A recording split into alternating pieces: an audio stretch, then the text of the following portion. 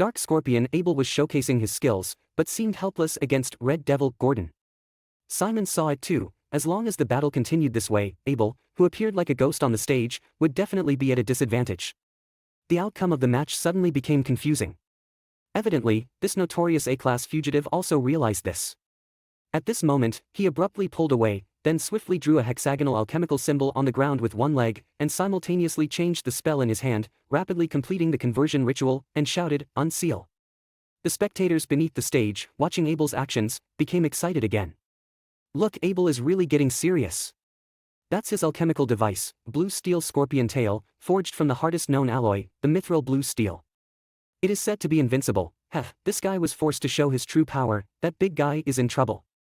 I've seen this guy effortlessly kill an entire city guard squad with this scorpion tail before. Simon also didn't expect that Abel would complete the seal release in such a short time. He remembered that back in Storm Manor, Bald Ivan seemed to take several seconds. But Abel only took 1.3 seconds. The moment the alchemical array dispersed, Abel's clothes were suddenly torn apart, his body slithered on the ground like a scorpion, and a nearly 3-meter-long metal scorpion tail appeared behind him. This device scorpion tail is made up of sections of blue steel armor, with a smooth line and extraordinary flexibility. It twisted in an eerie angle, as if it were alive. The tail tip even had a sharp triangular blade, looking like a cobra ready to strike. From a distance, it gave off a strong sense of danger. Upon the release of the device, Abel gave his opponent no chance to react, choosing to strike first.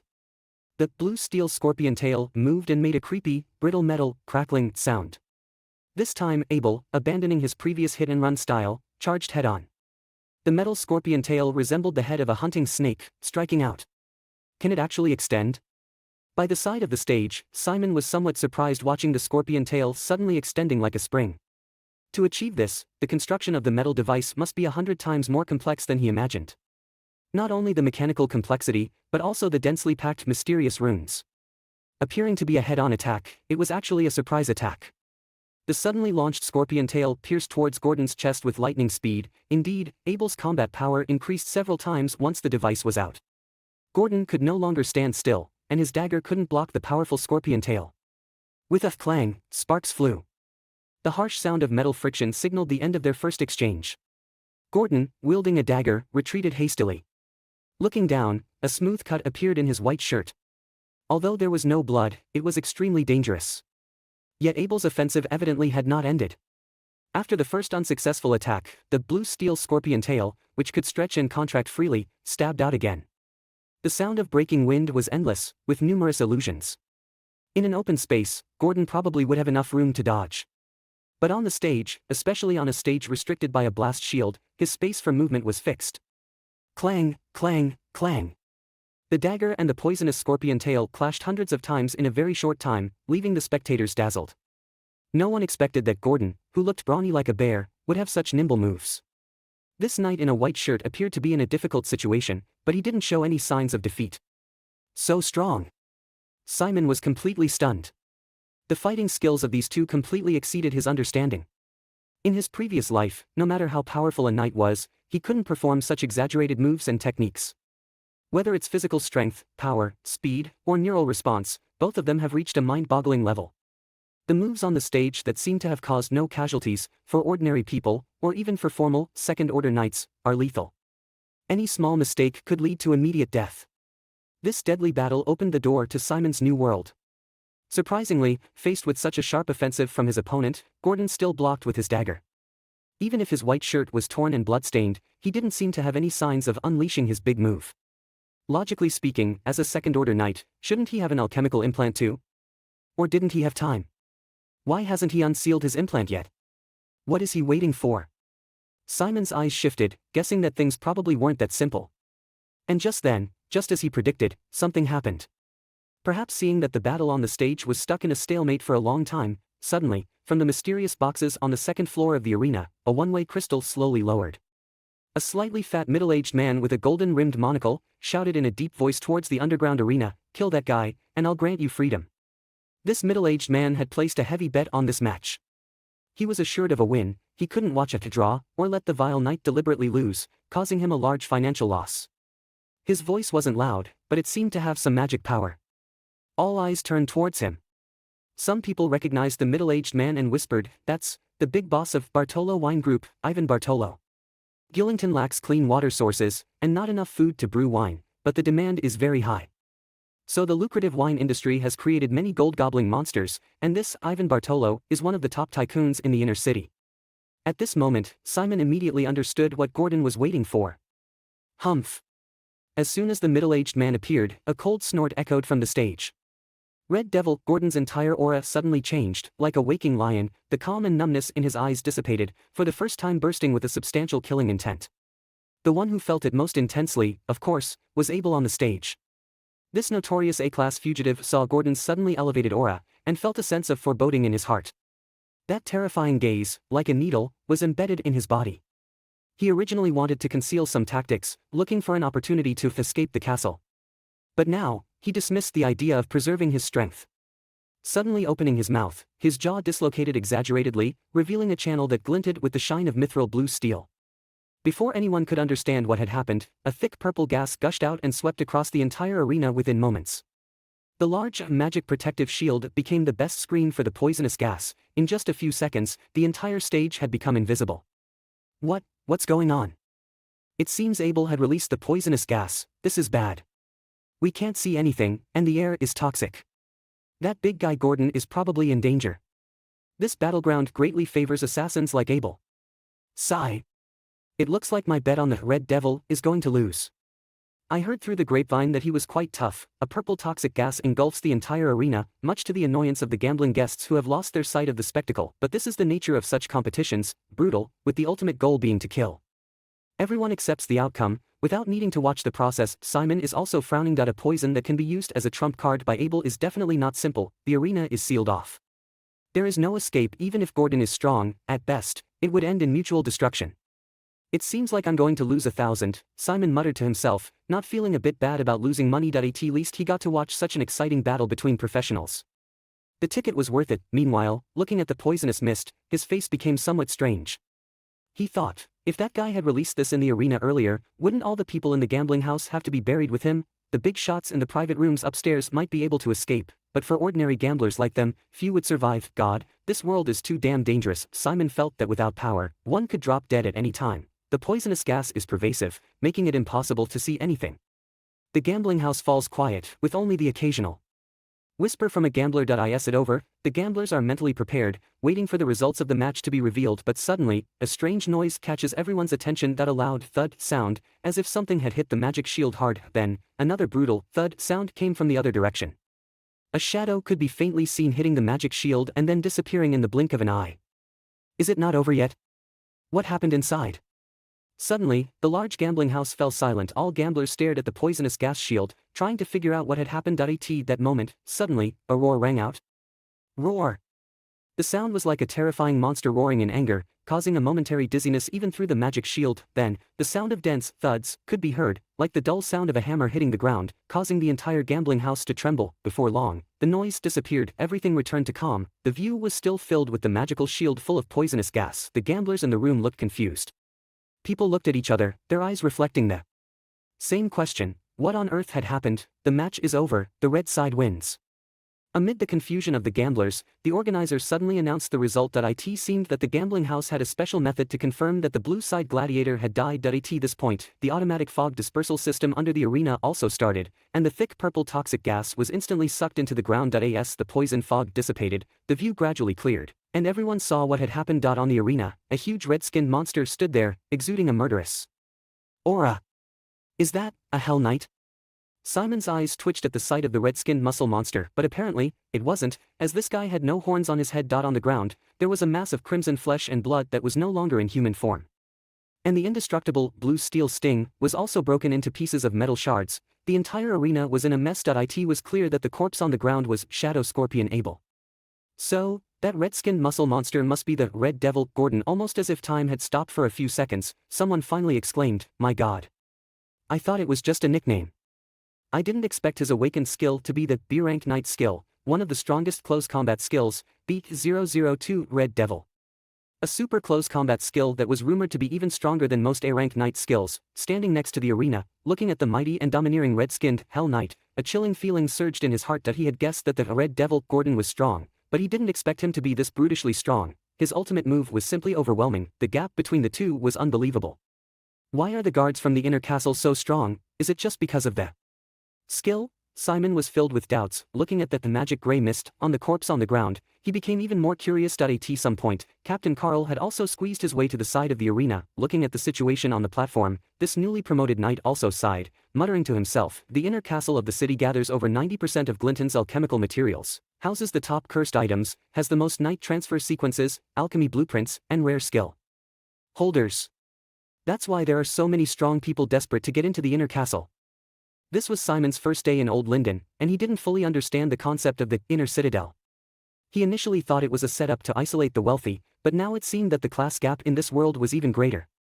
He watched as Captain Carl walked up to him, courteously greeted him, "Captain." Carl nodded and let out a small sigh. On the arena, the red demon Gordon was gradually returning to his human form, finally dissipating the oppressive feeling that had made everyone breathless. Carl seemed deeply touched by the recent battle. Looking at the bulky Gordon, he again said, "The people of the inner citadel have the best resources, cursed materials, a complete professional promotion system, endless alchemist knowledge. Professionals growing up under those conditions aren't comparable to us who struggle on our own in the outer boroughs. The boss once told me not to underestimate those who have lived in the inner citadel since childhood. If you have the chance to go to the inner citadel, your perspective will be completely different." It seemed like Carl was speaking to Simon, but it also felt as though he was talking to himself. Though their acquaintance was short-lived, Simon could tell that this newly promoted captain of the syndicate had ambitions and ideals. Unlike the majority of syndicate members who indulged in pleasure, Carl seemed more interested in the extraordinary abilities of the alchemist. Otherwise, he wouldn't have become an official professional at such a young age. Simon knew that while the syndicate's salary was good, promotion to professional was a real money pit. Not to mention that the induction materials cost hundreds of thousands of lire, the alchemical implants after taking office were also expensive. The higher the level of the material, the more expensive it was. In the syndicate, relying solely on salary, even if you save and skimp for many years, it might be possible to become a professional. This would deter the majority of syndicate members who want to live in debauchery every day. Didn't they join the syndicate for fine wine and women? Simon had heard from the old birds that Carl, when he was an ordinary syndicate member, had voluntarily participated in many dangerous actions and hunts, which is why he is where he is today. Carl looked again at the arena, his hopeful expression faded, and he said with an envious tone, "B-class red demon, hef, truly an enviable talent. Those rich people from the inner citadel really are capricious, they actually brought such a great master to the Colosseum. Massive strength, high recovery, high resilience, petrified skin, hardened bones. As a whole, he was strong, resistant, self-healing. This was why the B-class red demon was considered one of the strongest in close combat. Indeed, it was an exciting match." As Simon listened, he raised an eyebrow without giving a definite response. If it comes to talent, he had nothing to envy. The B-class red demon was strong, but if viewed from a long-term perspective, his S-class reaper has clearly greater potential. However, would such a cold and strong bodyguard really be expelled due to romantic issues? Simon didn't think too much about it, at least for a long time in the future he won't be in contact with people from the inner citadel. Because he guessed that the original owner was most likely a descendant of a large family in the inner citadel, it's best to stay low-key as his invisible self before investigation. The lower the profile, the longer he would survive. Carl didn't look at the arena anymore and casually asked Simon, "How's your luck today?" Simon shrugged and said, "Not bad, 1, 2 or 3,000. A little gambling makes for good spirits." Although not much older himself, Carl put on an air of maturity. "If you want to become a professional, you will need a lot of money in the future. Knowledge, materials, alchemical implants, all very costly." This was what his previous captain, head of smoke, had told him. "I know, Captain." Simon could tell that Carl wasn't quite used to this preachy tone. But it was probably because of his new promotion to captain that he tried to adapt to the role. With the match over, Carl didn't stay much longer. "I'll go first, remember to gather on time tomorrow." Simon waved in response, "All right, Captain." The fight was over, and the hustle and bustle of the Red Stone Fortress gradually came to an end. Gamblers began to leave, those who won went to happily redeem their tickets, those who lost cursed and prepared to come back tomorrow. The hall was in a mess, the floor was littered with torn, discarded tickets. Simon didn't rush to leave, because he had to wait a bit. Professionals' bodies contain cursed materials, even if they are beaten to a pulp, the materials from a second order. Professional are still valuable. On the stage, the staff started to clean up the body of the dark scorpion Abel. Simon glanced at the grey fog on the body and prayed in his heart for those guys to hurry up. The longer they took, the more scattered the memory fragments would be. Perhaps his prayers worked. The body collectors picked up the valuable cursed materials and showed no interest in the body itself. They gathered the remains on a piece of hemp cloth and dragged them over, passing by Simon. The grey fog was swallowed by him as he wished, obtained Abel Turner's memory fragment *4, you gained some information. Heh, those fools from the Rain Shield Guild actually thought I only had a few places to hide my treasure. Unfortunately, that imprisonment object is still at the Moonlight Inn, otherwise I wouldn't have been caught. You gain some advanced alchemy knowledge. You have mastered the gunfighting skill, gunfighting tactics, firearms experience plus 19, shadow boxing experience plus 26, soul power plus 0.3. Inundated with information, Simon felt as if he had had a nightmare digesting the soul shards of a second-order professional. Once he figured out what he had obtained, his eyes lit up. This is a big harvest, Simon muttered to himself, sorting out the gains from Abel's memory. First of all, he gave him 10 times the fighting experience of an ordinary body, worthy of a second-order professional. This gave Simon some understanding of shadow boxing techniques, tricky, ruthless, malicious. His mind was filled with many vicious shadow boxing killing methods. Moreover, he stripped out a complete skill this time. The art of gunmanship, gunfighting techniques. Can bullets in this world really curve? When Simon looked at this skill, he also found it incredible. In that memory snapshot, Abel raised his hand and fired his gun. The bullet actually curved and hit an enemy hiding behind a cover. A curving bullet, this is truly a divine technique. Just a second ago, Simon thought he was a believer in science. According to the law of inertia, force is the cause of change in the motion of an object. Once a bullet leaves the barrel, regardless of its initial speed, it is only subject to gravity and air resistance, meaning its trajectory will be a straight line downward. But now it can curve. Where does that force come from? After fully digesting this, gunfighting techniques, he suddenly understood that this art of gunmanship requires a very high level of gun skills. Not only that, but it also requires a sturdy firearm capable of initially deviating the bullet's trajectory, as well as the mastery of wind element alchemy to provide the force for the bullet to curve. At this point, he only knows this skill. To use it as proficiently as in the memory fragment, accurately hitting an enemy hiding behind a cover, there is still a long way to go. That requires a very complex analysis of bullet trajectories and understanding of shooting. No wonder my gunmanship is only at novice proficiency. There's so much more to using a firearm. Simon suddenly realized that on his current skill panel, his proficiency at the novice level has reached 239 out of 300, but he feels that even if it rises to intermediate, there is still a long way to go before he can master gunfighting techniques perfectly. Perhaps, when he truly reaches advanced gunmanship proficiency, then he will truly master this arcane gun technique. Seeing this, Simon unconsciously rested his hand on the flame knight gun at his waist, feeling a bit eager to try it out. But there was a strange feeling that even though he knew all the techniques, he couldn't pull out the gun. At least, that firing action requires extraordinary strength and skill. This is something his current body simply can't do. I'm too weak. Simon frowned, realizing the source of his discomfort. His soul says, you are proficient. His body says, you are not yet skilled. Just knowing a skill doesn't mean you can use it. You also need the body to have enough strength to support it, and the muscle memory from repeated practice to be able to use it freely. Thinking about this, a self-mocking smile appeared on Simon's lips. That he knew that although he had the Soul Reaper to learn skills quickly, he also needed to strengthen his physical combat training in the future. Stripped of the title of a second-order knight, Simon felt a noticeable improvement in his combat skills. When he looked back, he also found a key phrase, star in Abel's memory. What did that guy hide in that inn? Simon was intrigued. That Scorpion Abel was an assassin and a notorious Class A fugitive who loved to steal treasures and kill people. Over the years, he committed multiple major crimes and stole a lot of valuables. From sparse memory fragments, Simon knew that Abel had been caught by the Iron Shield Society and admitted several of his treasure hiding spots, but apparently hid an important object of confinement. What is this object of confinement? Simon thought that something that could save the life of a second-order knight must not be simple. But he didn't think much of it. Right now, Abel had just been caught, and maybe his supposedly unexposed whereabouts were being closely watched by some people. Like the Iron Shield Society, in the inner city, a special law enforcement department composed of knights. Just like in his previous life, police would trace back a criminal's history to find clues. If he went looking for the dirty thing now, he could very likely be targeted by people who are tracing the clues. The more valuable the item, the more likely it is to be targeted.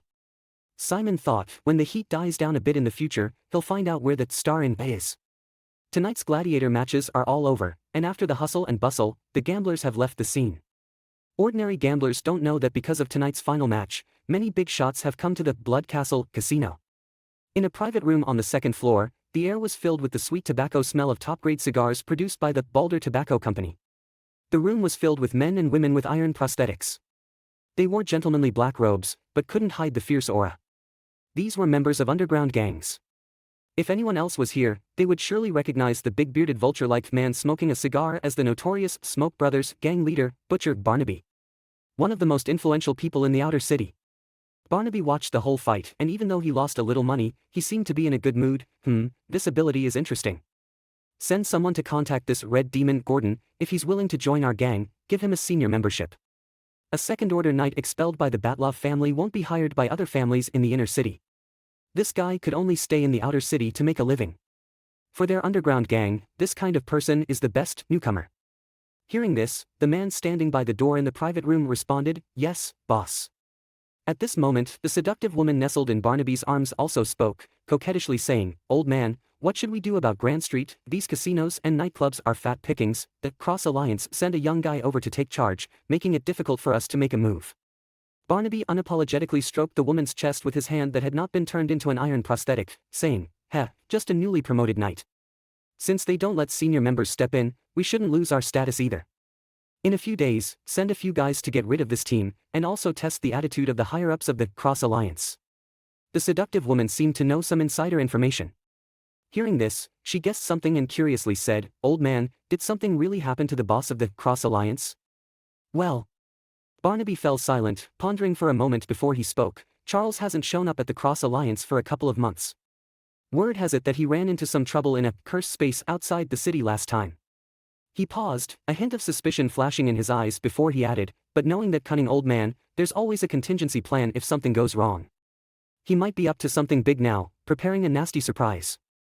Hence the probing. If it weren't for this uncertainty, my Hammer Club would have taken over these streets long ago." As Barnaby spoke, his large hand became increasingly untoward toward the bewitching woman in the long skirt, revealing her charms. Yet the others in the room seemed oblivious to this tantalizing display, none daring to look directly at her. The woman panted slightly, feigning anger, "Where are you planning to go tonight, old man?" To her surprise, Barnaby shook his head, "Not tonight." The woman frowned at this, inquiring, Her seemingly nonchalant pout was endearingly flirtatious, exuding a captivating charm. Barnaby, noticing her disgruntled look, chuckled and explained, "I've heard there's a spectacle tonight, so I need to step out." "A spectacle?" The woman's eyes lit up with curiosity. Barnaby considered for a moment before revealing, apparently, the Cross Alliance brought back a mysterious artifact from the ancient ruins they discovered last time. Coincidentally, many bigwigs in the inner city are interested in it. Therefore, a group is planning to raid the Cross Alliance's treasury tonight. His words were vague, concealing much crucial information, yet the woman grasped the intense implications. Her eyes lit up with excitement. "Are we going to war with the Cross Alliance?" Barnaby shook his head, correcting her, "Not us. Probably the Crow Brotherhood and the big shots behind them in the inner city. It's not a war, just a surprise attack. We are just going to watch. Of course, if an opportunity arises, we might as well seize it." The arena had no more corpses for Simon to claim glory, so he didn't stick around. As for the other gambling games upstairs, he had no interest in participating. On his first day in the city, Simon intended to familiarize himself with the environment, especially the 3 city blocks of Grant Street where the Cross Alliance was the dominant gang. It would be inexcusable for a gang member not to know their own turf. The more chaotic the order, the more the entertainment industry thrives. Grant Street was illuminated by a sea of lanterns and the streets were teeming with people. It was not uncommon to see people armed with torch guns, swords, and gear mechanical arms, and wearing leather armor, night hats, and night boots, standard attire for wasteland hunters. The average wage for the city's commoners was only a few thousand gold coins per month, and a simple sit-down in a tavern on Grant Street could cost several hundred. Simon walked along the streets, weaving through the crowds. The walls of the streets were filled with murals with a strong dark style, including abstract designs, satirical images, advertisements, and even erotic scenes. In the shadowy alleyways, you could always hear a continuous hissing sound, the result of leakages from the plaster pipelines on the walls. These were due to the city's underground coal stoves. Chimneys spewing white smoke were a common sight within the city. They were smoke vents for the large coal stoves that provided energy and hot water for the city's factories. In the damp alleyways and near the Golden Lion Tavern, 1 or 2 drunkards can always be seen lying next to the garbage bins, vomiting and passed out. The foraging rats seem unfazed, occasionally sniffing the drunkards, perhaps considering them as potential food. Simon thought of the half-body he had encountered at the back alley of the Golden Lion Tavern earlier, his gaze falling on the depths of the dark, gurgling sewer. Deep in the pitch-black hole, it seemed as though pairs of crimson eyes were lurking. After a while, feeling the hollow emptiness in his stomach, Simon found a restaurant that seemed reasonably clean. The main meal was a mushroom soup paired with black bread, a specialty of the underground labyrinth. Meat was an expensive luxury item, and furthermore, you had no idea what kind of animal the meat came from. Simon didn't mind, as long as it was not poisonous. It was all high-quality protein in his eyes. Although the taste was a bit strange, it was much better than gnawing on the black bread rations he had been having. The gang's working hours were only half an hour each day. Simon had thought that this leisure would last for a while.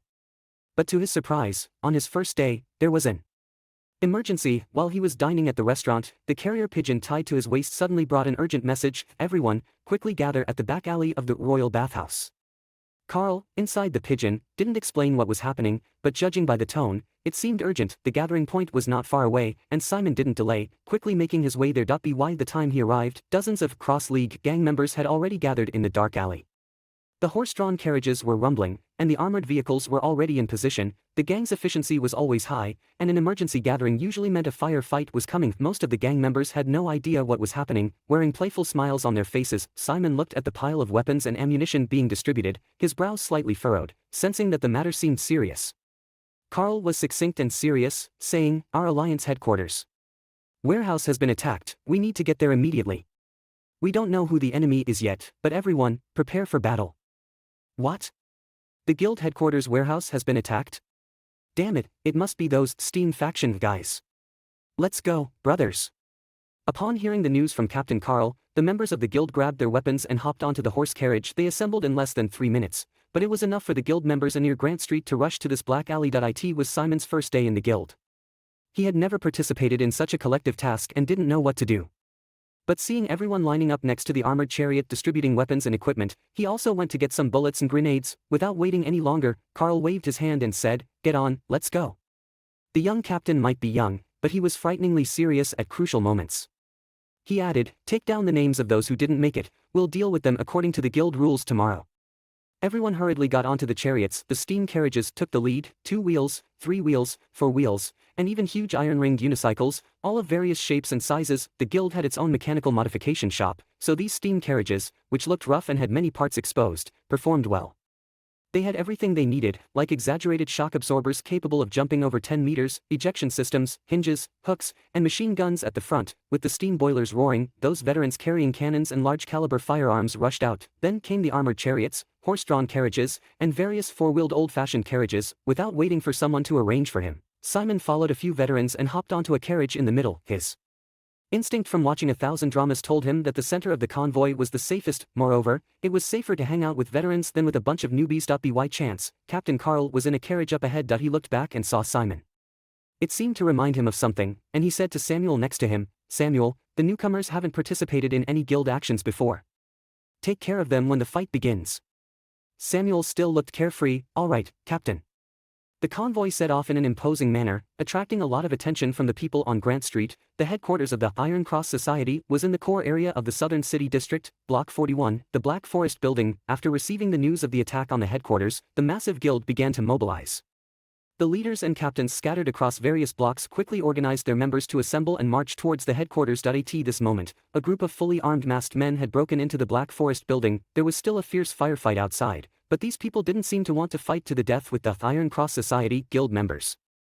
They were carrying a long box that looked like a coffin, aiming straight for the underground vault. These people were all wearing various alchemical night vision goggles, and their masks covered most of their faces, making it impossible to see their features. Their strength was formidable, easily killing the guards along the way. Then came to a silver iron door calmly. Looking at this robust password door that probably couldn't be blown open even with explosives, the masked man leading the group sneered, I've always heard about the Iron Cross Society's silver warehouse is an advanced alchemical object left over from the last era, indestructible. Now that I see it, it is indeed extraordinary." At this time, the technician had studied the password lock on the warehouse door and shook his head. Seeing this, another masked man wearing a crow mask said, "There's no time to slowly crack the password. Get ready to do it. TSK. If we hadn't brought this imprisoning object, we really wouldn't be able to do anything to this warehouse door for a while. Get to work quickly. The hired soldiers can only delay us for a limited time. When the Iron Cross Society executives dare to come, it will be troublesome if we get surrounded. Charles and the Core Knights haven't returned to the city yet. Even if we're surrounded, we might be able to break through." Although the group of masked people spoke bravely, their actions were swift. At that moment, they had already taken out the object from the coffin, which was a nearly 2-meter-long black scythe, resembling the Grim Reaper's scythe. The scythe radiated a strange black flame, with the blade gleaming, looking incredibly sharp. Just as it was exposed to the air, a terrifying presence like the arrival of the Grim Reaper instantly enveloped the surroundings, making everyone shudder. The group of men in black also looked at each other, seemingly somewhat apprehensive about the scythe. Ferdinand, get ready to act. This forbidden object is sinister, but if we can get back to the medical base within an hour, there's a high chance we'll survive. Okay. The knight called Ferdinand and nodded. He let out a long sigh, then bent down to pick up the chain scythe from the box. With the scythe in hand, his entire demeanor changed suddenly, like a genuine reaper descending on the world. Without any hesitation, he raised the scythe and swung it hard at the silver iron gate. The next moment, a strange thing happened. The blade of the scythe was at least 10 meters away from the silver iron gate, but with this slash, a black arc appeared in the void several meters away, like a space crack. The dark light flashed and disappeared, and when they looked again, a crack appeared on the iron gate. The scythe had silently cut a slit in the iron gate more than a meter thick, cutting through as if it were air, without any resistance. Ferdinand, the cloaked knight, grimaced at his own move, seemingly a bit pained. But clearly, one slit was not enough to open the iron gate. Ferdinand didn't dare to make a second cut. That moment, another man in black took the scythe and swung it at the gate, creating another smooth slit. In this way, after 4 people and 4 slashes, they cut a square opening in the iron gate. The leading man in black kicked out, and the chunk of iron fell off easily, revealing a big hole. The group of men stared at the open treasury door, finally showing relieved smiles. Everyone, find that thing. As for the rest, take as much as you can. On the other side, a group of people led by Simon from Grant Street were still on their way.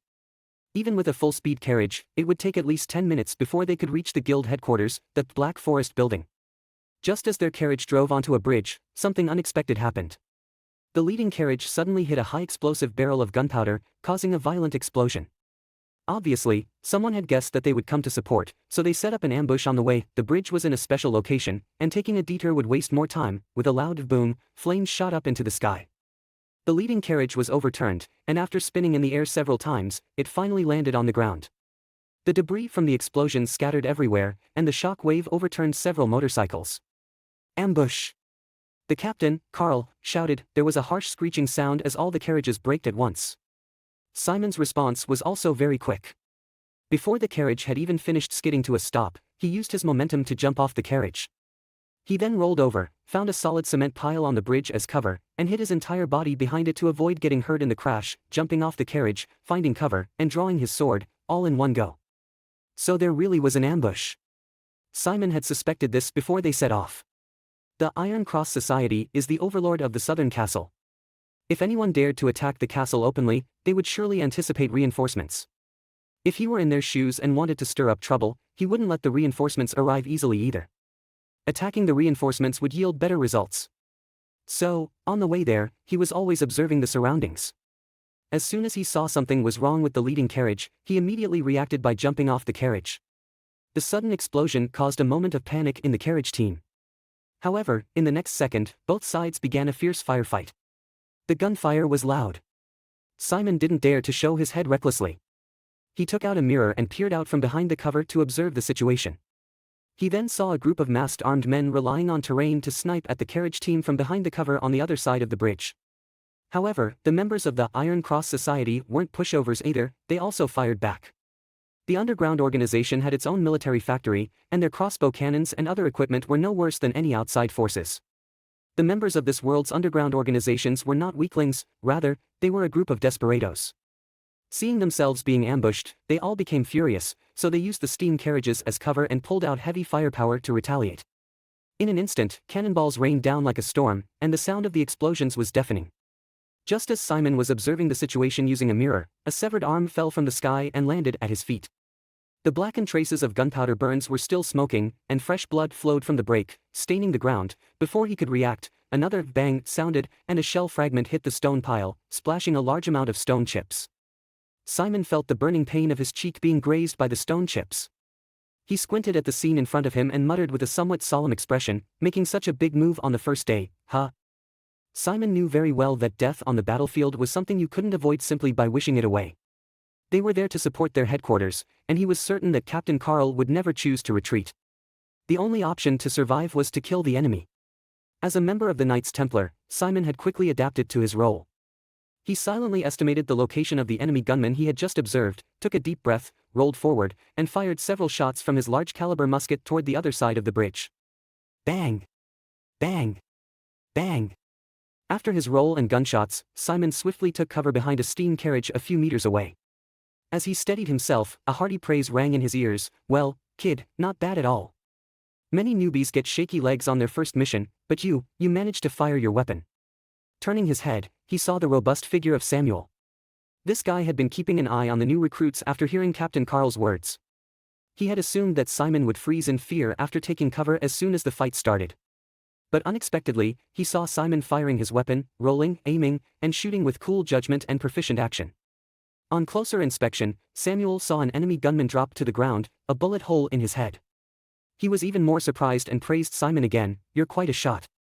Simon smiled in response, neither affirming nor denying the compliment. He hadn't been sure he'd hit the enemy under such circumstances, but the process had gone surprisingly smoothly. The whole tactical role seemed to come naturally to him, precise and fluid. Only then did he realize that his practical combat level had risen significantly since he had collected so many firearms experiences with Reaper. At that moment, Captain Carl, who was not far away, seemed to have noticed the scene, casting a brief surprised glance at him. But he didn't dwell on it, as the intense gunfight had once again claimed his attention. Of course, Captain Carl and Samuel had no idea that Simon had fired proactively, not to show off his shooting skills, but for his own safety. He was repositioning himself. He had realized that in such intense combat, a concrete pier could not provide him with any real sense of security. Instead, the armored chariot, modified with rune armor, was the safest cover. He remembered that this world was one of alchemy, where not only ordinary bullets existed, but also various alchemical bullets. The concrete pier could be easily blasted into smithereens within a minute. Plus, he was under the protection of a group of veterans. Samuel, probably feeling that a newbie was grabbing all the attention, refused to be outdone. He pulled out a shoulder-mounted rocket launcher from the equipment box on the vehicle and fired it towards the other side of the bridge. Boom! A loud bang, followed by a burst of flames. The battle had been fierce right from the start. Both sides were giving it their all. However, Simon felt relieved that the enemy didn't seem to use any weapons of mass destruction. This ensured his safety to a great extent. It made sense. Alchemical bullets, worth thousands or tens of thousands of lire each, could not possibly be used as standard ammunition in gang fights. This battle was destined to be a war of attrition right from the start, ending only when one side was almost wiped out or chose to retreat. But that was what the enemy wanted, to buy time. By the time they managed to cross the bridge, the battle at the headquarters warehouse should have ended. What Simon hadn't expected was that after a prolonged attack, Captain Carl made a surprising decision. It should be North Borough's mercenaries. Damn it! They want to delay us from providing support. Captain Carl had guessed the enemy's intentions as he looked at the armed divisions on the other bank. Naturally, Captain Carl was not going to stand by and let the enemy achieve their goal. He said to Samuel and the others, "Wait for my count to 3, then cover me." At his words, everyone looked shocked. "Captain Carl, are you planning to charge across the bridge?" It was a crazy idea. The enemy had planned the interception well in advance, and they must have anticipated that the magic implanter on their side. Under such circumstances, even a magic implanter capable of taking bullets with their body would not dare to expose themselves recklessly. Otherwise, they would be met with magic bullets and cannons, and even the strongest body would be riddled with holes in an instant under concentrated fire. Yes. The enemy's goal is to hold us back. The more they do so, the more it indicates that the situation at the headquarters is getting worse. We can't go on like this, we must support the headquarters as soon as possible. But it seemed like Captain Carl had made up his mind. With a determined look, he softly ordered, "Magic release." As he spoke, his hands started to change the magical incantations, and an orange hexagonal magic circle lit up on the ground. In just a moment, the shin bone of his calf and the radius on the inside of his forearm began to sharpen, gradually turning into metallic scythe blades like mantis arms. This was Carl's magic implantation, the blade. Carl didn't give the gangsters any time to persuade him. As soon as the magic was released, he started counting down, 3, 2, 1, charge. Damn it! Screw this! Samuel and the others cursed, but they didn't hesitate at all. Everyone stood up at the same time, raised their guns, and fired at the other side of the bridge, providing cover fire. Simon also showed no fear, shooting with both guns. Meanwhile, he kept an eye on Captain Carl, who had charged out. In the instant of gunfire, Carl made a huge leap, covering dozens of meters. In the sky, his agile figure looked like a flying mantis. He jumped onto a pillar of the bridge, used it as leverage to leap forward another few dozen meters. With only 2 leaps, he plunged into the enemy's area. Seeing this, Samuel and the other veterans shouted in unison, "Brothers, charge!" At the command, the members of the Knights Templar rushed out of their cover, like a group of beasts breaking free, rushing forward in a torrent. The enemy seemed unprepared for someone to land directly in their area, and they were caught off guard. With a deadly blade mantis reaping lives behind them, the forward fire power was extinguished in a flash. Within a split second, their formation was disrupted. Carl was like a war god, swiftly killing in the enemy territory. A few seconds later, the front members of the Knights Templar had already charged into the area. The slaughter had begun. By the time Simon followed the main force into the area, the fight was almost over. Bodies lay everywhere. Simon glanced at Carl, who was not far away, treating his wound, and a trace of surprise flashed in his eyes. Carl's lower abdomen was bleeding. It seemed he had been shot when he charged alone. However, he didn't seem to care at all. He injected a healing potion and immediately asked everyone to clear the obstacles and move on. Simon didn't linger, but actively helped to move the bodies. The squad of mercenary soldiers was more than a dozen strong, most of them had just died, and the soul mist on their bodies was still very clear. After a round of work, Simon had harvested quite a lot. All the major blocks trying to reach the resource headquarters, Black Fort, were blocked by mercenary soldiers. Everything seemed to be going according to the plan of the masked people. But, to everyone's surprise, something had gone wrong in the underground treasure vault. Just as the group of masked men broke into the underground treasury, a group of mysterious experts emerged outside the Black Forest fortress, which were not included in the intelligence report. The mercenaries they hired couldn't stop them at all. They were heading straight for the treasury. The situation suddenly reversed. The information reached the underground treasury, and the band of men in black became panic-stricken in an instant. They had clearly felt the change in the gravitational field around them, realizing that the person coming must be Charles, the Arbiter, who had awakened a rare talent, 017 gravitational field, the captain of the Temple Knights. The masked men immediately realized their predicament, cursing wildly, and even began to argue amongst themselves. "Fellas, it seems the situation has changed, damn it. Didn't the intel say that Charles was out hunting in the wilderness and hadn't returned yet? What's this damn gravitational field all about? And those Temple Knight executives, how did they get here so fast? Without a doubt, we must have been tricked by that guy Charles. It's no use saying anything now. The big shot who gave us this task assigned us to get that thing, at least we've got it now. Whether we can get out alive depends on your own abilities. Felix, be careful." With such a big commotion this time, Charles must have guessed that there are insiders in your Temple Knights. Humph, if it weren't for his intel problem, how could we be so passive? Our action must have been exposed, there must be something wrong inside. But, let's talk about this problem after we manage to get out alive. Let's go, scatter and run. The masked men, without the previous composure, exploded the ground and fled into the underground tunnels in a hurry. Grando's team was the first support team to arrive in the 41st district. Simon originally thought there would be a more fierce battle than the previous one on the bridge, even considering whether to use his hidden alchemical bullets to save his life, but when he arrived, he found that the situation didn't seem as bad as he thought, even, quite calm. There were gunshots near the Black Forest fortress, but they were sporadic, not sounding like an intense firefight, but rather like scattered gunshots from a chase, and from a distance, Simon also saw a bizarre soul mist shrouding the city district near the Black Fortress. Seeing the soul mist, Captain Carl was not surprised but delighted, shouting, "That's the power of the smoke mage."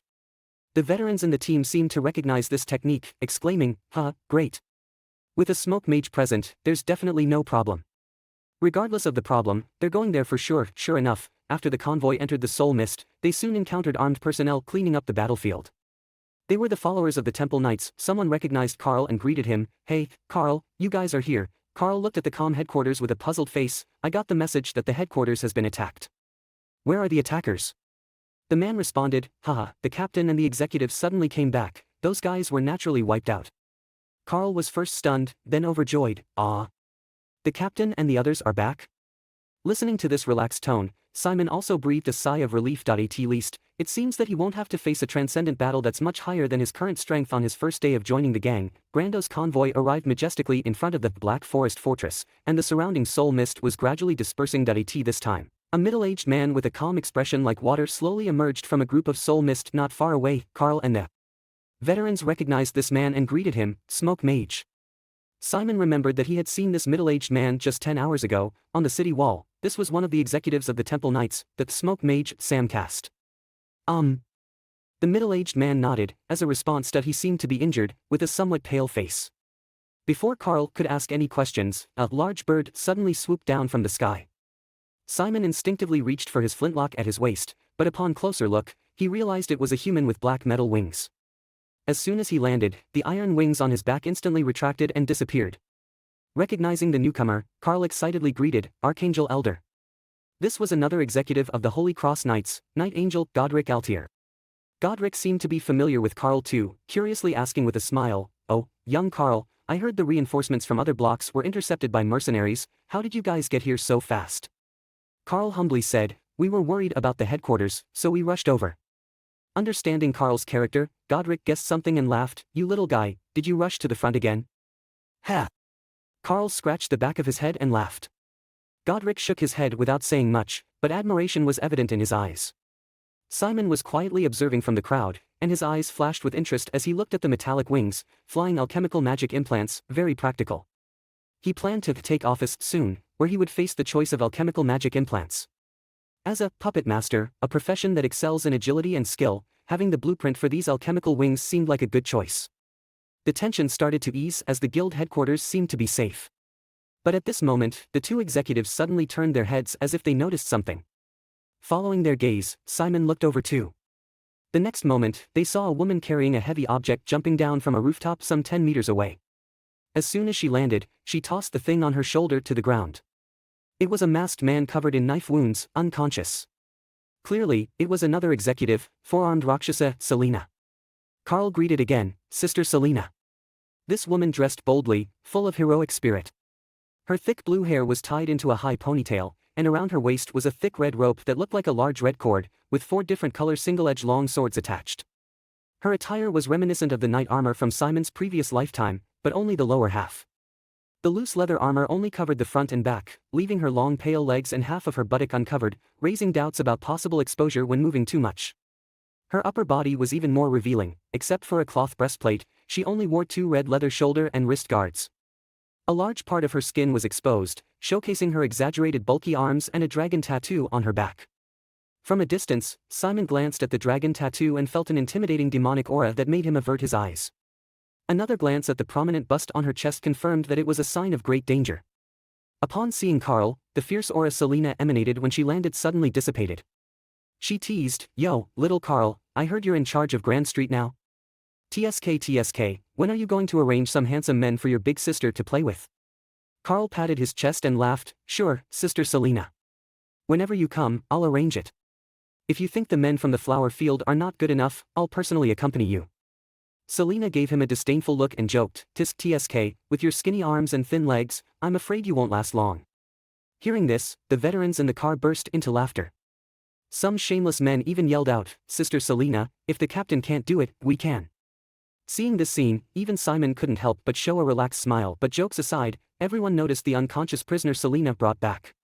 The smoke magician and the Night Angel, 2 high-ranking members, looked at the guy with different expressions in their eyes. At this moment, another group of people walked out from the Black Fort. Upon seeing the person in the lead, whether it was Carl or the other high-ranking members, everyone on the scene respectfully called out, "The guild leader." Arbitrator Charles, the most powerful figure in Southern Fortress, is a man who commands reverence like a godfather of the mafia. He dons an exquisite brown robe, a heavy woolen cloak, a low dome hat, and a thick sideburn beard. Although not particularly tall, his robust arms, angular facial features carved like a knife, and an aura as steady as a mountain are enough to make his presence felt. This president of the Iron Cavalry Holy League fits all the stereotypes of a mafia boss in Soren's mind. When the president approached, the members of the Holy League greeted him one after another. "President. You guys have worked hard." Charles nodded at everyone, his eyes then turning towards the unconscious captive on the ground. Selena took the initiative to explain, "This guy tried to commit suicide when he realized he couldn't escape, but I stopped him. He seems unfamiliar, probably a mercenary knight from the Northern Territory." The outer city of Southern Fortress was dominated by 3 gangs, each ruling over the East, West and South city districts. As for the Northern Territory, which was close to the inner city, it was still managed by the city security department, and no major gang could interfere. The Northern Territory, serving as a buffer zone between the slums and the inner city, held a complex array of power structures, including neutral organizations such as the Mercenary Knights Alliance, Alchemist Association, Wilderness Hunters Association, and the Craftsman League. Most of the craftsmen of the outer city were from the Northern Territory, and there were many masters among them. The people who attacked the headquarters of the Holy League this time seemed to be from the Mercenary Knights Alliance in the Northern Territory. Hearing this, Charles nodded thoughtfully. He then casually remarked, "These guys used a black scythe to break open the door of the treasury." It's probably the forbidden artifact Scythe of Shadows that appeared in the auction house in the inner city a few years ago. On hearing this, the captains seemed to recall something, their brows furrowing slightly, but then they seemed to understand. Only that forbidden artifact could break open the door of the treasury in such a short time. At this point, Charles furrowed his brows and announced solemnly, the forbidden artifact cannot be put into a magic storage ring. It's a high-profile target. We can let the people go, but we must not let the artifact leave Southern Fortress. Notify our brothers to immediately seal off the district, no one is to escape. The captains all echoed in unison, yes, President. The support team from Greenleaf Avenue, which was not qualified to listen to these high-level gang decisions, just happened to be in the headquarters building simply because they arrived too early. Upon hearing the order from President Charles, they immediately took action, preparing to return to Greenleaf Avenue for defense. As the carriage was about to leave, Selena suddenly remembered something and threw the unconscious captive onto one of the open-top carriages, instructing, "Carl, you guys take this guy to the Tower of Judgment." "Okay." Carl nodded, calling a few people to tie the man up. The Tower of Judgment of the gang was just 3 blocks away, conveniently on the way. Just as the people of Greenleaf Avenue left, the captains also left one after another, each heading to their own patrol districts. President Charles was left standing alone at the spot, his deep gaze fixed on the foggy district in the distance, lost in thought. Not long after, a middle-aged man with a pipe in his mouth came over and reported, "President, we've found out. Of the 7 people who entered the treasury, we killed 4 and captured 1. But we lost the thing, probably taken away by the one with the scythe. As for the last one, he might be." Charles waved his hand before the man could finish speaking, "I know." Nobody saw a hint of sigh flashing in the eyes of this notorious mafia godfather. The Greenleaf Avenue convoy was on the return journey. Unlike the tense atmosphere when they arrived, the carriage was now filled with joy. Captain Carl also announced some good news, "Guys, the smoke magician just said that everyone who participated in the mission will get a bonus of 50,000, weak, Greenleaf Avenue, got here the fastest, so we get an extra bonus of 50,000 gold coins." Ha ha ha, the smoke magician is mighty. The captain is mighty. The carriage was filled with laughter. 100,000 silver coins, a hefty sum equal to 5 months' salary for these ordinary thieves. This was definitely a fortune for them. Even though 6 people died and more than 10 injured in the previous battle on the bridge, it didn't seem to be a big deal to these thieves who were accustomed to death and bloodshed. In the border towns, most people's lives aren't worth 100,000 gold coins, including theirs. Those who survive must continue to enjoy life. Minor injuries can be healed with a bottle of Holy Light potion, even those with missing limbs. The bonus of 100,000 gold coins is enough for them to install a magical prosthetic limb, and then enjoy several months in the wine pools and meat forests of Greenleaf Avenue. Simon, listening to the cheers of the crowd, couldn't help but smile. His first day in the guild was filled with surprises. The high risk and high casualties of the Thieves' Guild weren't just rumors. But the rewards were proportionate. However, Simon felt this kind of life wasn't bad. It gave him a sense of thrill he had been missing for a long time. In his previous life, he was held in a juvenile psychiatric clinic for several years until he could perfectly control his emotions, only then was he released. The disease seemed to have been cured, but he rarely experienced the adrenaline rush he used to feel. Even the most terrifying movies and video games could hardly shake his emotions, and as time went by, he felt more and more bored, and the joy in life seemed to diminish. In contrast, this cruel dungeon world seemed to suit Simon's taste. Simon's thoughts started to drift off. An ambush on the headquarters of the Iron Cavalry Holy Alliance was actually a trap set up by the Alliance Master and the Knights. The upper echelon of the guild are indeed skilled. Simon couldn't help but marvel, thinking about the big shots he had encountered before: Alliance Master Arbiter Charles, and the Knights Four-Armed Rakshasa 13, Smoke Wizard Sam Cast, and Night Angel Godric Alto. Each one of them was a second-tier professional or above, not only powerful, but also seemed to be people of flesh and blood. The term Thieves' Guild was really too simplistic for them. Suddenly, Simon's gaze fell on the captive from the ambush. His mind instinctively started to play the guessing game: who could be the enemy, the old rival, Crow Brotherhood, or the Steam Artisan Alliance? But as it appeared now, most of the participants in this action were mercenary knights from the Northern Territory. The likelihood of these 2 major guilds making a move or directly participating was slim. The one who could afford to hire these many knights would probably be some big shot from the royal city. And why would they come to raid the guild's warehouse? A simple robbery was not worth it. They could rob those wealthy nobles with much less effort than robbing a thieves' guild. The target of these mercenaries must have been some very important special item in the warehouse. Simon quickly deduced some truth from the limited clues. However, he had no interest in digging any deeper. After all, he had no desire or ability to involve himself in the affairs of the guild's upper echelon. But why would these mercenaries, knowing the combat prowess of the Iron Cavalry Holy Alliance's top brass, choose to go against such formidable opponents? Simon started to ponder something he found interesting. Given the calmness of the knights he'd seen earlier, it probably didn't take much effort to take down those mercenaries. So, where did the enemy get their courage? Oh, wait, one of them mentioned earlier that the Alliance Master and others had just returned, which means the enemy was seizing the opportunity when the guild's top brass were not in town. However, the Alliance Master and knights were actually hiding in the city, waiting to catch them off guard. Simon felt things were becoming more complex. No one would willingly take a beating just to create an illusion of vulnerability. Having the guild's headquarters breached was like a slap in the face. Even if the damage could be recovered, it wasn't something to be proud of for the prestigious Iron Cavalry Holy Alliance. Therefore, Simon concluded, if the guild's upper echelon was playing along, they must be aiming to achieve some goal, like establishing dominance, or trapping a mole. With such a large-scale intrusion, there was likely someone on the inside of the Holy Alliance. As Simon thought this, he suddenly had a doubt. Wait, something's off. Suddenly, looking at the unconscious captive, a thought inexplicably popped into his head. If there really is a mole in the guild, shouldn't someone be coming to kill this person to keep him quiet? The plot doesn't seem quite complete. The Tower of Judgment was only 3 blocks away.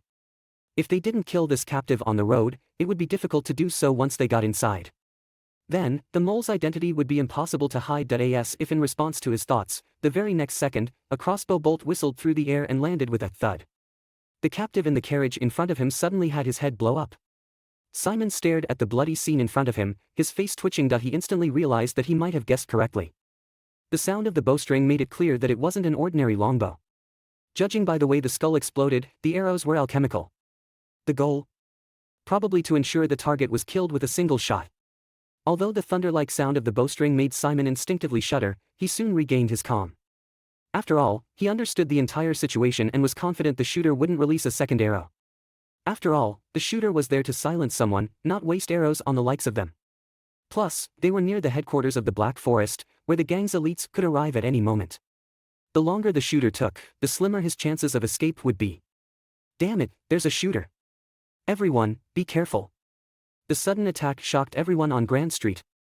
The convoy stopped urgently, and everyone sought cover to avoid being hit by the hidden shooter. Simon, having guessed the shooter's intention, was not worried. He glanced at the corpse with a blown-out skull on the carriage 10 meters away, rolled his eyes, and bravely jumped over, rolling and hiding next to the carriage.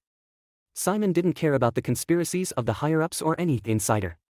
What he cared about was the corpse on the carriage. This was at least a second-order knight's body. He couldn't pass up this opportunity. To others, it was merely a pile of rotten flesh, but in Simon's eyes, it was a priceless treasure gleaming with gold. His brave action, however, left the nearby Captain Carl and the veterans like Samuel somewhat surprised. Are the newcomers this bold these days? Facing an unknown shooter without any fear and actively coming forward to share the pressure? Simon noticed the strange looks he was getting and quickly made up an excuse. The shooter is on the high-rise 1,300 meters to the southwest. This was not a lie. He could determine the shooter's position through the trajectory of the shot. The blood from the corpse on the carriage was sprayed in the northeast direction, so the arrow must have come from the southwest. The arrow's path could be determined by the angle between the bullet hole on the ground and the bottom of the vehicle. Of course, the most important thing was Simon's exceptional eyesight. He had previously identified the location of the shooter and saw a figure on a high-rise building in the distance. The southwest direction. Upon hearing Simon's words, Captain Carl and the veterans were startled at first but soon realized the situation.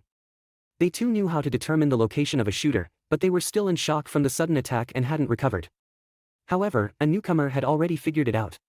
At this time, because of the close distance, Simon was able to extract the memory fragments of the corpse as he wished. Acquired Vincent Isaac's memory fragment *3, you have gained some information. How could they not think that the manuscript would be hidden there? You have mastered basic neural language, you've gained some occult knowledge, alchemy experience plus 31, mental power plus 0.35. Initially, Simon felt a bit regretful since he hadn't acquired any combat skills this time. But after digesting the occult knowledge in his brain, he realized that the value of this knowledge was in no way inferior to combat skills, and perhaps even more rare. In a world filled with various bizarre alchemy, alchemy was everything. Even the implantation of the mark, which greatly enhances the combat power of second-order knights, is just a routine application of alchemy. But the mystery of alchemy goes far beyond this. Enchanting, gold-making, weapon-making, potions, implants, spells. Almost all fields involve alchemy. It can be said that knowledge of alchemy equates to combat power. The law of equivalent exchange enables alchemy to exchange everything.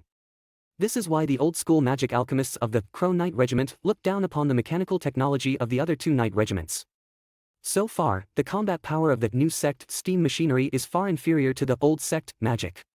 The higher the rank, the greater the gap. But why are mechanical arms and steam equipment everywhere despite the old sect being stronger? Because they are cheap and easy to access. In the low-end knight field, firearms and steam machinery are very useful. But in high combat fields, only alchemy is the truth. Simon did not dwell on the debate between steam technology and ancient alchemy, as he lacked a lot of knowledge about this world and was still exploring. But knowledge is always beneficial. The more, the better. As for the Gnolls language, Simon was not a complete beginner. He knew that it was a basic ancient language that anyone who wanted to get started with mysticism must learn. Almost all old-school alchemy, ancient scrolls, and ancient books were written in this language. Without thinking too much, looking at the two new skills, Intro to Alchemy and Intro to Gnolls language, that appeared on his character panel, he felt the gains were pretty good. Upon closer inspection, he had also stripped a piece of fragmented memory from the corpse. Ancient scrolls? Is it the object those people attacked the headquarters treasury for this time? Simon speculated. It was a piece of nonsense fragment thought. He only knew that the so-called ancient scroll was hidden in a place no one would ever think of. The precise location was not mentioned in the memory fragment. Unexpected? Wouldn't it be one of those, the safest place is the most dangerous clichés? Simon muttered to himself, but didn't bother wondering what the ancient scroll was or where it could be hidden. After all, it wouldn't fall into his hands. In Simon's mind, if the object were important, the top brass of the Knights Order would certainly go all out to find it. If they found it, it wouldn't be his. And if even the Knights Order couldn't find it, he, a lone man, shouldn't even dream of it. After waiting a few seconds without receiving the second arrow, Carl finally realized retrospectively that the archer was there to silence people, not targeting them, the people of Grand Street. Damn it, that archer is here to kill and silence. Captain Carl's face turned a little ugly. The task that the executives had just handed over to him, and this prisoner was killed in front of him as soon as he turned around. How was he going to report this? Samuel, you, and you, come with me. We're going to catch that archer. Carl picked a few people, and because of Simon's earlier performance, he was chosen too. Simon didn't mind. He was thinking that they wouldn't be able to catch up even if they went. The fact that the archer didn't shoot a second arrow meant that the guy was very experienced and would retreat after killing someone. Running over from this distance, there was a high probability of catching nothing. The group hurriedly ran towards the dark castle to the southwest. In no time, as Simon expected, they returned empty-handed. Carl was looking gloomy when he saw the Night Order executive, Night Angel, Godric Alto, who had already arrived at the murder scene. Boss Angel. Carl looked guilty. Never mind. It's not your fault. Godric looked at the corpse, his expression very calm, as if it didn't matter that this important prisoner was dead. He even comforted Carl saying, the chairman said, things are what they are, you guys go back first. Though Carl wanted to make up for his mistake, it was already irreparable at this point. The group from Grand Street set off again in a rather crestfallen manner. The previous festive atmosphere had suddenly become very depressed due to this unexpected incident. On the carriage, everyone was silent, looking sullen like children who had done something wrong. Simon, on the other hand, was in a good mood, though he didn't show it. Despite the danger, the journey had been surprisingly rewarding. He stripped more than 10 corpses, including a second-class knight, and his skill proficiency increased quite a bit. And there was the bonus of 100,000 gold coins, but seeing Carl's constant gloom, Simon suddenly had a thought, isn't it right? I could suspect there's a mole. Wouldn't the top brass of the Golden Flower Knights Order think of it? If they did, why would they be so careless as to let a group of new soldiers escort such an important prisoner? With this thought, Simon immediately realized this was not a mistake, it was deliberate. Could it be that the top brass of the Golden Flower Knights Order deliberately wanted to lure someone to kill and silence, and then catch the mole? Thinking of this, Simon suddenly realized that he might have figured out the truth. This was the open strategy of the top brass of the Golden Flower Knights Order. The mole probably guessed that this was a deliberate attempt to make him show his hand, but he had no choice but to kill and silence.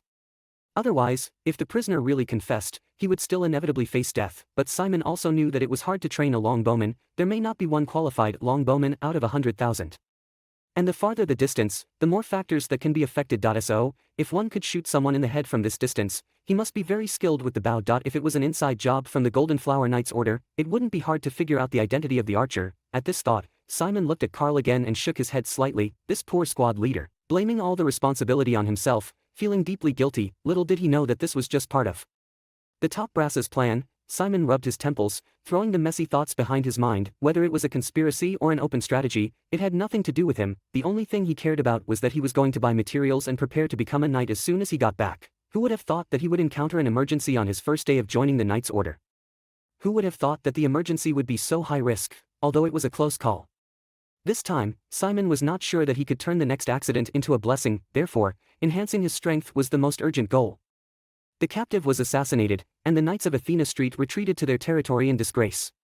Meanwhile, in a basement not far from the Black Hawk Fortress, a young man was polishing his beloved longbow. Just a few minutes before, he used this short bow to assassinate a significant captive of the Knights. Because of his identity, he easily escaped the suspicion of the besieging Knights and returned to this basement. But he didn't run away, it seemed as if he was waiting for something. Shortly after, a man in a cloak entered the room without making a sound. The young man seemed to have anticipated this and didn't turn his head, still focusing on polishing his longbow. The cloaked man asked, "Is it done?" "Yes," the young man nodded. Then, as if he had thought of something, his expression darkened. "Boss, this is the last thing I promised to do for you. I won't do it anymore." The cloaked man seemed indifferent. He was here to silence the young man anyway. And at that moment, the young man seemed to have guessed something as well, a bitter smile on his lips. He put down the cloth in his hand, his eyes teared up, and finally looked at the cloaked man. "Boss, I've paid off what I owed you." Hearing this, the cloaked man's eyes hardened for a moment, then he fell silent. "You're not even going to try to run?" The young man laughed and shook his head. "You saved my life, boss. I was prepared for this when I agreed to help you. Even if you don't kill me, I can't stay in the Knights anymore. Any last words?" "No. I have no family. Nobody will care if I die. I won't cause you any trouble, boss." Hearing the young man's last words, something seemed to stir in the cloaked man's heart, but he didn't hesitate to murder. He looked at the body, and finally, a hint of trembling could be seen in his cold eyes. The captured captive had to die. But he also knew that this was a test from the leader. Whoever kills will undoubtedly be the mole. Hence, a middleman who would not be suspected was needed. If it hadn't been for this dead end, he wouldn't have wanted to kill the old knight he had trained himself. Soon, Simon and Carl and their party returned to Athena Street. Back in their familiar territory, the knight's somber mood quickly vanished. With 100,000 gold coins in their hands, the next few days would be their feast day. The caravan was still regrouping in the alley, arrows were being put away, battle damages were being counted, damaged wagons were sent to the repair shop, severely injured soldiers were sent to the hospital. The knight's weapon market was ready, everyone knew the drill. Soon, all the odds and ends were taken care of. Carl, the leader, was still a bit down. He said to everyone, "All right, everyone, go do what you need to do." Samuel and other old soldiers couldn't wait any longer. They made faces and said, "Boss, can we go now?" Carl nodded, "Yes, just don't overdo it. Remember to gather for patrol on time tomorrow." "Got it." The old soldiers dispersed excitedly. Simon initially wanted to leave with the crowd, but Carl stopped him. "You performed very well in this mission." Carl praised Simon's performance and got straight to the point. "You're good with a bow. If you want to be promoted to a senior knight, you should practice more. If you meet the promotion requirements, I will mention you to the senior knights, and there will be some resources available for you in the knights." "Thanks, boss." Simon nodded. However, he didn't pin his hopes on promotion within the knights, nor did he want to be a rising star of the knights. Simon already had the qualification to become a magic master. Selling the spoils from previous battles should cover the cost for now. He planned to develop quietly, not revealing himself until he was strong enough to protect himself. Carl was likely still upset about the captive's death and wanted to talk more, but Simon didn't seem interested. "If you don't understand anything about extraordinary job advancement, or if you encounter any difficulties, let me know." After a pause, Carl managed a smile. This mission was tough for everyone. "If there's nothing else, Simon, you should go and relax too, all right?" Simon didn't say much. Just as he was about to leave, he suddenly remembered something and asked, "Boss, I have a question for you." Carl raised an eyebrow. "What is it?" Simon pretended to hesitate for a moment before asking, "I noticed that the boss angel's mysterious wings were very powerful. I wanted to ask, if I have a chance to advance in the future, is there a possibility to get blueprints for that kind of equipment?" This was a question he had wanted to ask for a while. The winged equipment was his favorite so far, which could fly and fight. The key was that he felt compared to the dragon scale armor, golden bone arm, and other tank growth direction equipment, these wings fit his job plan more. You also think that equipment is cool, right?" Hearing this, Carl's eyes suddenly lit up. He laughed. "In the past, I also really wanted the boss angel's 1,000 kill wings equipment. At that time, I thought it was super cool to be able to fly, and the wings could be used as flying knives. It seemed like everyone has a naive dream in their childhood, but it becomes unreachable as they grow older." Carl looked at Simon, as if he found sympathy, but suddenly, he changed his tone. but after I qualified to be a professional, I found that it was impossible. Simon frowned. Impossible? Carl seemed to guess Simon's misunderstanding and explained, in the Knights, as long as you have a certain contribution, you can buy any blueprint in the Knights warehouse at a price lower than market price. Even the blueprints of officers and the leader are available. Simon listened without rushing to speak. This was something he already knew. Once you join the Knights, as long as you make a minor contribution, you can buy equipment blueprints. This was one of the benefits of joining the Knights. That's why he just asked that question, wondering why Carl said impossible. Carl laughed and explained, you should know, professionals don't just randomly refine mysterious equipment, it requires a certain containment value. The curse feature of the boss's equipment is very strong and requires a high containment value. Containment value? Simon came across an unfamiliar term. He really didn't know this. It turns out that the containment value equals the mysterious power value plus the rank. Carl continued, for ordinary people like us, if the mysterious power value is overflowing through meditation, it will probably be around 7 or 800. If you have a high-level meditation method, this upper limit may be higher. He paused, a bitter smile appeared on his face, and he continued, the boss's 1000 kill feather wings is a silver equipment, which has very high requirements. To fully contain it, you need a value of 900 to 1000 to ensure that you won't be deformed by the curse feature of the equipment. Oh? Simon also understood. So, the concept of equipment quality like iron level, silver level, etc., is the difference. Higher level equipment requires stronger body tolerance to ensure no deformation, but when he heard that the silver level equipment, 1000 kill feather wings, needed 1000 points of mystical power value to ensure no deformation, Simon's thoughts became a bit strange. Simon looked at his magic data panel, where the upper limit value had grown to 1157 shadow power. He couldn't help but twitch his brow and sighed. The alpha meditation method that the original owner learned seems to be a bit high in grade. Ordinary people can only reach 7 or 800 at the first level of shadow power, and very powerful knights can only reach 1000, but he is almost reaching 1200. And it feels like it's just barely overflowing, not at its limit. This is enough to show that either the meditation method gap is too large, or the original owner is exceptionally talented. Before Simon had time to think, Carl said again, so, you should understand why I said impossible, right? It's not that the magic blueprint is unavailable, but even if you get it, you can't use it.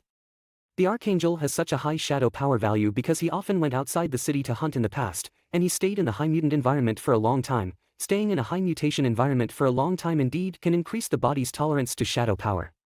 But that method has a higher chance of causing a mutation, rather than improving strength. Oh. Simon nodded thoughtfully, but he was thinking about other things, that is, his physical condition could actually choose better equipment than silver-level knight equipment. At that time, Carl remembered how he once said he wanted the 1000-blade wing shield, and the old smoky boss scolded him. He gave a bitter smile and he repeated that reason, alchemy equipment should first match your own talent, followed by the profession. In fact, the 1000-blade wing shield is not very suitable for the shooter profession, but it is more suitable for assassins and rangers. I think you can look for visual and skill-enhancing magic blueprints, such as the Mysterious Crystal Eye, which is very strong for the gunner series on the market, or the Agile Gloves. The general equipment magic blueprint is only 20 or 30,000 gold coins. Now that you've received a gold coin reward, you can keep an eye on it. Magic blueprints are hard to come by, so when you find the right one, you have to buy it. If you are not satisfied with the magic blueprints inside the Knights, you can also go to the Shadow Path in the Northern Castle. There are occasional good things in the dark market. Oh, you haven't tested your shadow power? Whenever you think it's necessary, I can take you to the Knights headquarters. There is a testing device there that can let you accurately grasp your own situation. Simon listened to Carl's grandmother-like nagging and smiled, okay. However, Carl was oblivious to the fact that Simon's awakened talent wasn't a D-level falcon eye, but a S-level double talent. Nor did he know that Simon wasn't looking to advance into an ordinary profession, but rather, he already possessed a high-compatible golden profession material, mysterious rune puppet, and was aiming for the rare profession of a puppet master. Thus, the career advice suitable for ordinary people did not apply to Simon. Indeed, as Carl mentioned, the choice of alchemy enhancement requires high compatibility with one's profession and talent, which could result in a power effect greater than the sum of its parts. Close combat professions should choose physical enhancements, assassin types should aim for agility enhancements, magic types should look for ways to increase their spellcasting efficiency. However, Simon was on a path of skill and agility growth. The range of suitable enhancements was broad, but achieving high compatibility was difficult. At the moment, apart from the silver level, 1000 feather kill wing, which had relatively high compatibility, the other iron level enhancements he had access to seemed to waste his own attributes. But he wondered, what if there were more compatible ones? Simon didn't dwell too much on the issue. The matter of the alchemy enhancement blueprint wasn't urgent, as it was a challenge to face after becoming a professional adventurer. First and foremost, he needed to prepare for his profession. In addition to specific profession materials, being a professional adventurer also involved elements such as magic crystals, star stones, mercury ores, and other various metal powders like red copper and gold for setting up transformation circles. After a busy night, the buzz of Athena Street gradually subsided. As the liveliest nightlife district in the southern city, the awakening of the city in the early morning marked the beginning of nightfall here. Interestingly, in the underground castle, the divisions of day and night are marked by the city's fog and lights, rather than by the sun and moon. At night, the fog would envelop the entire city, and the city council's light towers would be turned off to save energy. During the day, the fog would clear, and the lights would brighten the streets. The sound of the morning bells. While the members of the Athena Street Cross were still in their dreamland, Simon had already left home. Due to the operation of a large number of steam boilers in the city factory, the combustion of coal in the mines resulted in a gentle gray fog, and the air was filled with a strong smell. At this moment, there were still 5 minutes before the city carriage left, and there were not many pedestrians on the street. Simon, dressed in a black cloak with a round hat covering most of his face, joined the queue waiting for the carriage. A slight cool breeze slipped through his collar. Ding-ling-ling, soon, the sound of crisp bronze bells was followed by the woo-woo of the approaching steam carriage. Just like taking public transportation in his past life, Simon squeezed onto the carriage. Upon arrival, he got off. Burton District was at the intersection of 4 city districts, and the X-shaped crossroads, where 2 major street blocks intersected, also marked the boundaries of the 3 major guilds' territories. This area did not belong to the jurisdiction of the 3 major guilds, nor could the North City Guard force reach here. It was a no-man's land with various forces intertwined. Beneath the crossroads, there was an unremarkable alleyway leading to the underground, dark path. Underneath, there was a professional adventurer's black market named after this path. There were intricate underground pipes extending in all directions, connecting the complicated sewer system of Old Linden. Even if the main force surrounded it, the people inside could scatter and escape through the sewer network. Therefore, due to its unique geographical environment, this place gradually formed the largest underground black market in the outer city. The dark path was a favorite haunt for relic explorers and adventurers. They would bring their exploration gains from outside the city to sell here. Magic materials, alchemy scrolls, ores, rare magic items, and various peculiar ancient alchemical products were all available. This was also the most popular extraordinary market for outer city professionals, as it had many items that were not commonly seen or even available on the market. Here, as long as you have the money, the black market shopkeepers can always make you happy.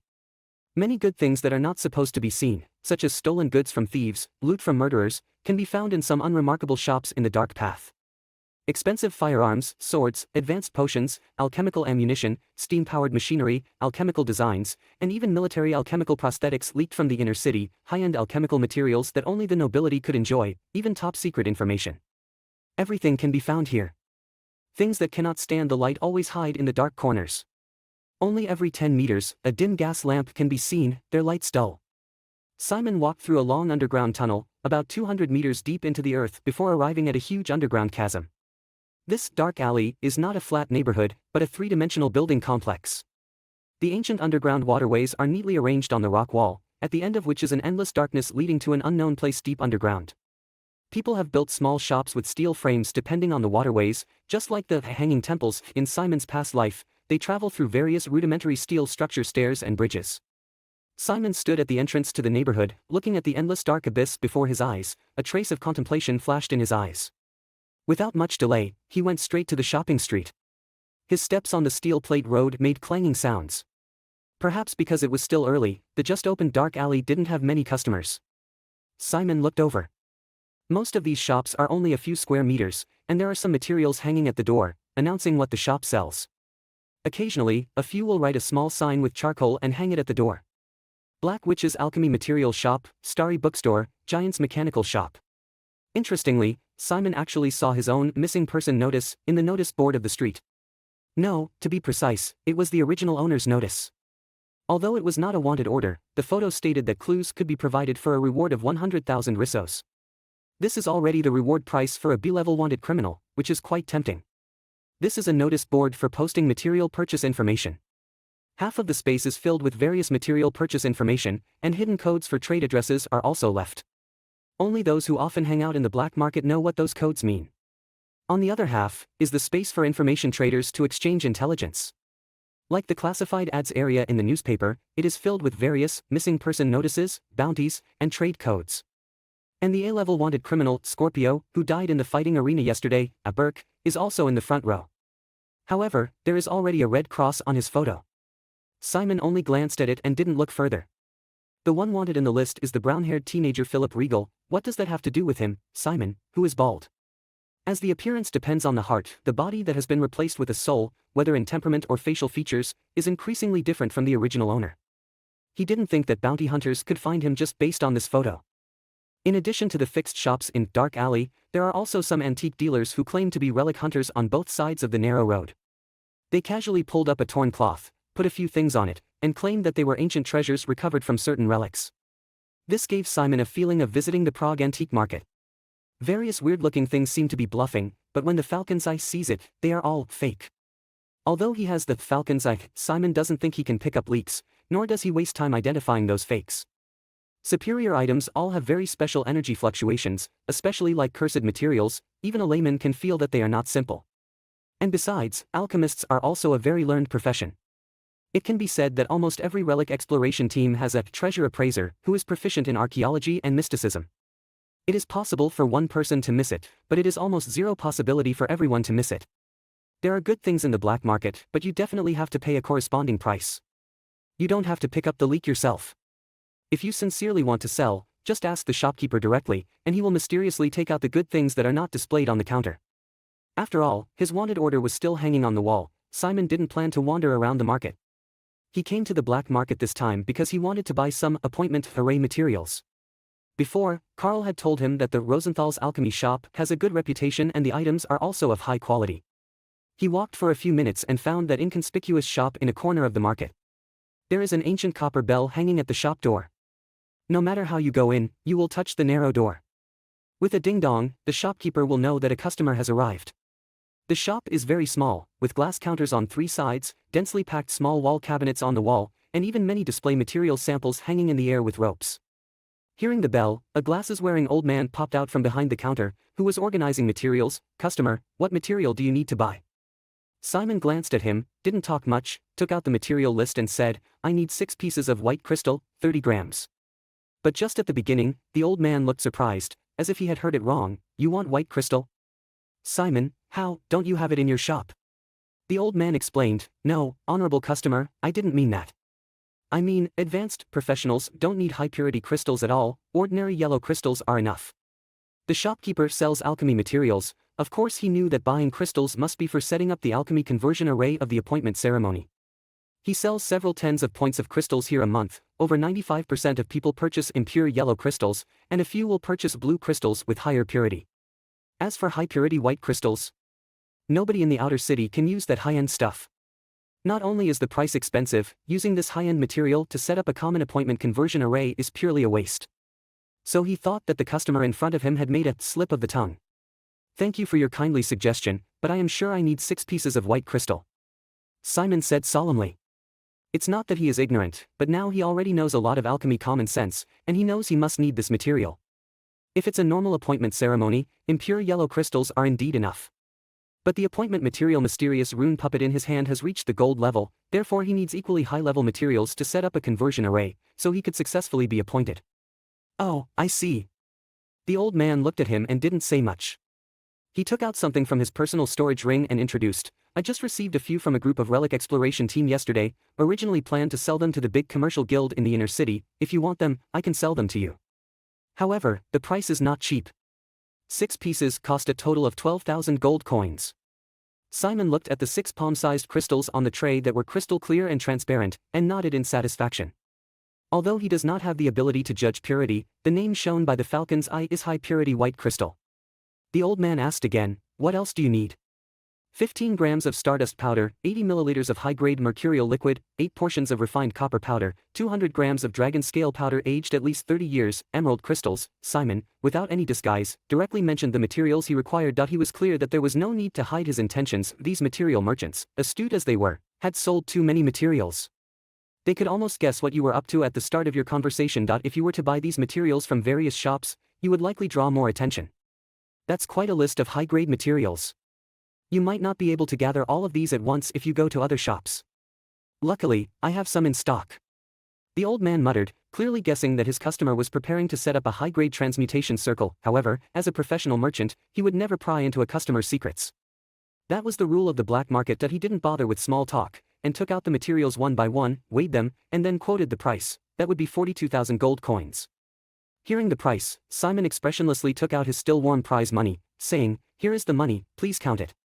Just a few hours ago, Carl had told him that when he first started, he had spent 8,000 gold coins on circle materials, and now, Simon was spending 5 times that amount. However, the good news was that everything was now ready for him to take office.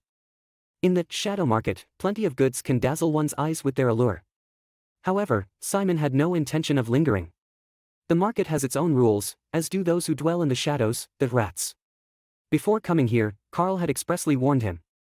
Bands of vagabonds often lurk around the market, quite fond of ambushing and robbing others. Even members of the 3 major guilds were not exempt from their predation. Having just purchased several tens of thousands worth of materials, his wealth was in plain sight. For the people of the border town, this was enough to incite murderous greed. After leaving Rawson's alchemy store, Simon passed by a bookstore and picked up a few basic alchemical knowledge books on a whim, bringing away the Scroll of Secrets, Nature and the Scroll of Secrets, and Alchemy Basics. Knowledge is expensive in the border town. Apart from the relics brought back from the wasteland hunts, all books come from the central city. Especially books on alchemy, their prices are extravagant, falling into the category of true luxury. Although Simon had previously extracted some alchemical knowledge from corpses, it was scattered and did not form a systematic knowledge. He was even lacking a lot of common sense knowledge. He knew clearly that if he wanted to go further on the path of alchemy in the future, his need for knowledge would become greater and greater. Simon left the market and took the steam train back to Green Road. He wanted to find a place where no one would disturb him to arrange the alchemical array for his induction, only to find out that the guild had not arranged a place to stay.